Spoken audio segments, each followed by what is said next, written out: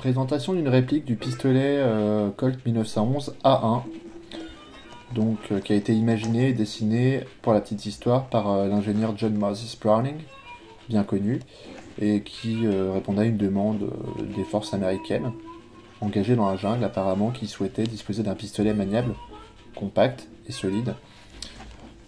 Donc le choix de la munition, c'était le calibre 45, environ 11,43 mm, plutôt que le 38, qui correspond à 9,65 mm,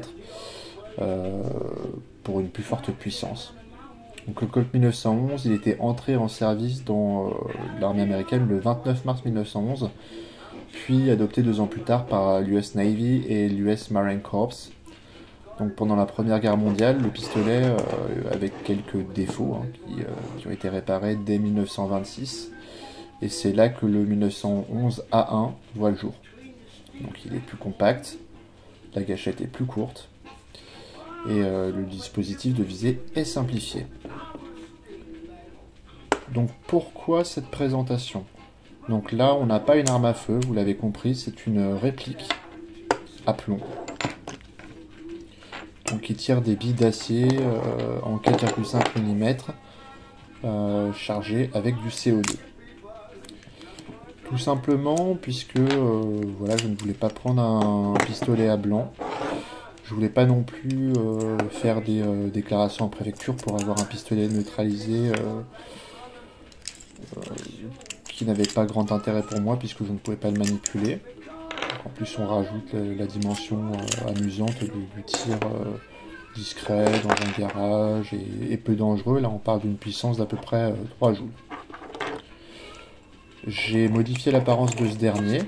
Donc, c'est un Swiss Arm 1911 A1. Puisqu'il il avait une parkérisation assez moche qui partait assez rapidement. Donc, j'ai voulu donner une patine ancienne. Vous voyez un holster d'origine, probablement pour un MAS 50 français. Donc je vous ai montré ici le démontage et le remontage, ce qui peut vous être utile si le pistolet s'enraye, ce qui arrive généralement quand on met trop de billes dans le chargeur. Vous voyez que c'est très simple et c'est très fidèle à l'original, et c'est pour ça que je l'ai acheté aussi. Ça me paraît être la réplique la plus fidèle pour le moment, et qui reste un peu plus sérieuse que des répliques Airsoft. Donc vous voyez que là on parle bien d'un mécanisme en 5 actions qui est blowback, tout y est. Donc vous avez la pédale de sécurité, la sécurité latérale. Le démontage se fait à peu près pareil que l'original. Donc lors de la vidéo je me suis rendu compte que le chargeur avait quelques problèmes de ressort, ce que j'ai rectifié, vous voyez.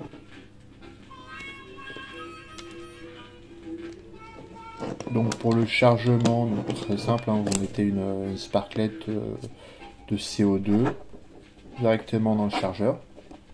Ce qui est bien si vous en disposez de plusieurs.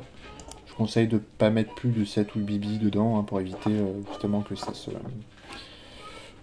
coince dans la culasse et que ça s'enraye. Ce qui vous obligera à le démonter comme je l'ai fait sur la vidéo. Ensuite avec la clé Allen vous serrez, donc vous voyez le joint à cet endroit-là qui vient percuter la cartouche et alimenter le pistolet en CO2. Et derrière, vous voyez là où ça vient percuter pour tirer. Donc là, on revoit cette fameuse sécurité latérale, donc, et ainsi que la sécurité avec la pédale. Si vous n'appuyez pas sur la pédale avec la paume, eh bien, ça ne tire pas.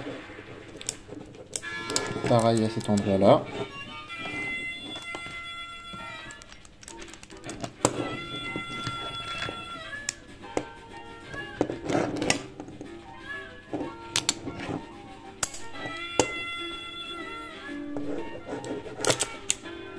Donc voilà, une culasse mobile, comme sur l'original. Quand vous tirez le dernier coup, elle reste en arrière. Et quand le chargeur est alimenté, c'est le recul de la culasse qui réarme le pistolet. Petit exemple de tir. avec encore une vidéo d'archive.